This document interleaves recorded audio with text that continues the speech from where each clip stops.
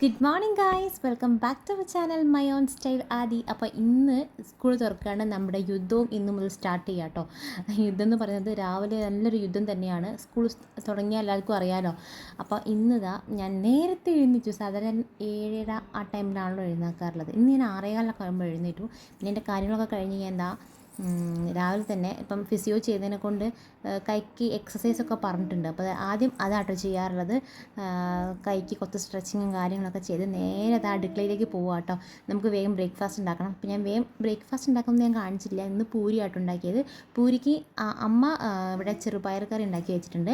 അപ്പം ബ്രേക്ക്ഫാസ്റ്റിൻ്റെ പരിപാടി വേഗം 7 മണിയാകുമ്പോഴത്തേക്ക് കഴിഞ്ഞിട്ടുണ്ട് കേട്ടോ. അപ്പോൾ വേഗം എല്ലാ പണിയും തീർക്കുകയാണ്. കാരണം ചാരുട്ടിക്ക് സ്കൂളിൽ പോകണം, അതിനിടയ്ക്ക് നന്ദുടീൻ്റെ കാര്യം മാനേജ് ചെയ്യണം, അങ്ങനെ കുറച്ച് ഒരുപാട് കാര്യങ്ങളുണ്ട്. അപ്പോൾ ഞാൻ എന്താ ബ്രേക്ക്ഫാസ്റ്റൊക്കെ ഉണ്ടാക്കുന്ന സമയം കൊണ്ട് ഒറ്റയ്ക്ക് എഴുന്നേറ്റ് കുളിച്ചൊക്കെ വന്നിട്ടുണ്ട് കേട്ടോ. സാധാരണ ഞാൻ എത്ര പ്രാവശ്യം വിളിച്ചാലും എഴുന്നേക്കാത്ത ആളാട്ടോ. ഇന്നിപ്പോൾ ഫസ്റ്റ് ഡേ ആയതിനെ കൊണ്ട് വേഗം എഴുന്നേറ്റ് ഒറ്റയ്ക്ക് പോയി കുളിക്കുകയൊക്കെ ചെയ്തിട്ടുണ്ട്. അവൾ ഒറ്റയ്ക്ക് കുളിക്കാറുണ്ട് കേട്ടോ. അപ്പോൾ അത് ഒരാൾ ഇങ്ങനെ നോക്കി നിൽക്കുകയാണ് അവൾ എന്താ ചെയ്യുന്നതെന്ന്.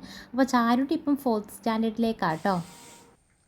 ചാരു ചാരു ജലദോഷം ഉണ്ടോ?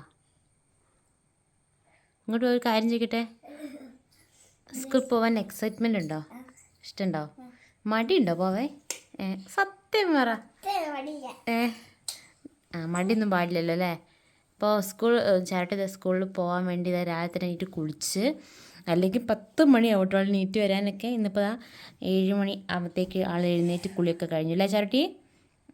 ഇനി നമ്മൾ ഇപ്പം നോക്കും ഡ്രസ്സ് മാറ്റണം കേട്ടോ. ഒന്ന് യൂണിഫോം അല്ല കളർ ഡ്രസ്സ് ഇട്ടോണ്ട് ടീച്ചർ പറഞ്ഞിട്ടുണ്ട്.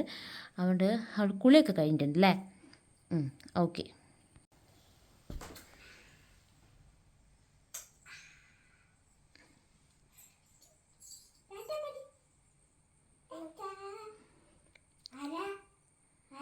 അപ്പോൾ കുളിയൊക്കെ കഴിഞ്ഞ സ്ഥിതിക്ക് വേഗം എന്താ ബാഗൊക്കെ സെറ്റാക്കാം കേട്ടോ. സാധാരണ രാത്രി സെറ്റാക്കി വെക്കാറുണ്ട്. ഇന്നിപ്പം ബുക്സൊന്നും അങ്ങനെ വലിയ രീതിയിൽ കൊണ്ടുപോകാനില്ല. അപ്പം നമ്മൾ വാങ്ങിയതൊക്കെ ബാഗിൽ തന്നെ കേട്ടോ വെച്ചിട്ടുണ്ടായിരുന്നത്.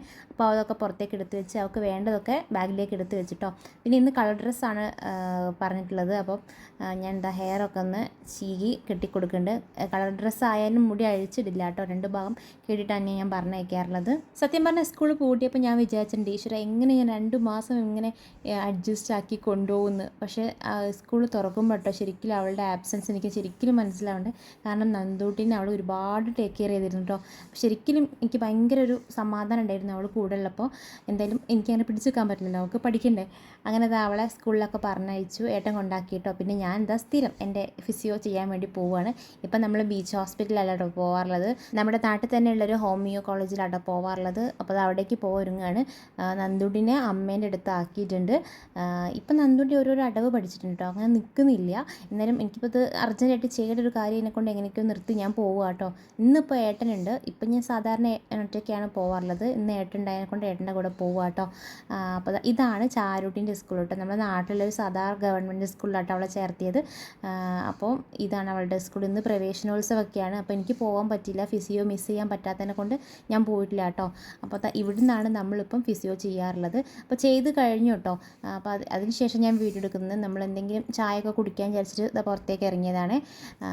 ഇവിടെ ബീച്ച് ഹോസ്പിറ്റലിനെക്കാട്ടും തിരക്കുണ്ടാവും കേട്ടോ. പക്ഷെ നമ്മൾ നേരത്തെ നമ്മളറിയുന്ന ഒരാൾ ഇവിടെ ഉള്ളതിനെ കൊണ്ട് നമുക്ക് നേരത്തെ ടോക്കൺ എടുത്ത് വെക്കും.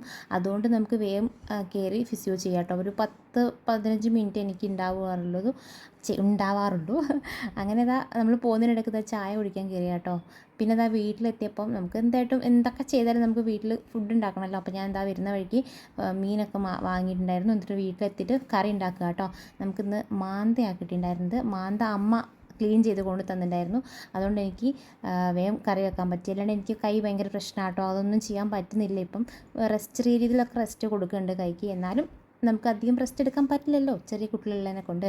അങ്ങനെ വൈകുന്നേരം ആയപ്പം ചായ വെക്കുക കേട്ടോ. അതിനിടയ്ക്ക് ചായയും അവിൽ കുഴച്ചതും കഴിച്ചിട്ടുണ്ടായിരുന്നു. എനിക്ക് ഭയങ്കര ഇഷ്ടമാണ് കേട്ടോ അവിൽ കുഴച്ചത്. നല്ല ടേസ്റ്റാണ്. പക്ഷേ ഇവിടെ മക്കൾക്കാർക്കും ഇഷ്ടമല്ല. എന്നാലും ഞാനും ഏട്ടനൊക്കെ കഴിക്കും കേട്ടോ.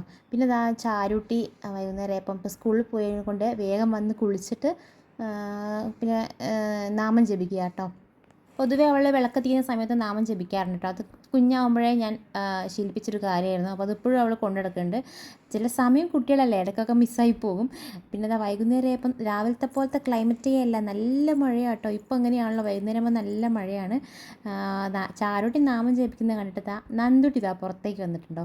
ഇപ്പം എന്തെങ്കിലും തീയും പുകയൊക്കെ കാണുമ്പോഴത്തേക്ക് കൈ കൂപ്പി അമ്പോച്ചിനെ തൊഴും കേട്ടോ.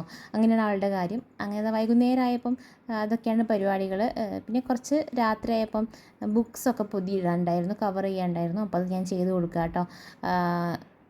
സ്കൂളിലേക്ക് എല്ലാ കാര്യങ്ങളും സെറ്റാക്കി കൊടുക്കാനല്ലോ വന്നപ്പം ഇത് ബുക്കൊക്കെ നമ്മൾ വാങ്ങി ഇപ്പോഴാട്ടോ കവർ ചെയ്യുന്നത്. ഫസ്റ്റ് ഡേ ഭയങ്കര ഹറിബറി ആയിരുന്നു കേട്ടോ. ഇനി നമുക്ക് ഇത് ബാക്ക് ടു ട്രാക്കിലേക്ക് കൊണ്ടുവരണം. 2 മാസം ഭയങ്കര സമാധാനത്തോടെ പോയെങ്കിലും ഇനിയിപ്പോൾ അതൊന്നും പറ്റില്ല.